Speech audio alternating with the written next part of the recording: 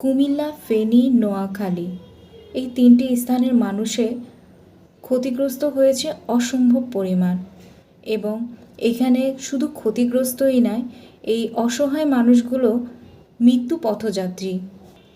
এই স্থানগুলোতে এক ছিটে মাটি পর্যন্ত নাই, দাফন করার মতো মাটি পর্যন্ত পাচ্ছে না।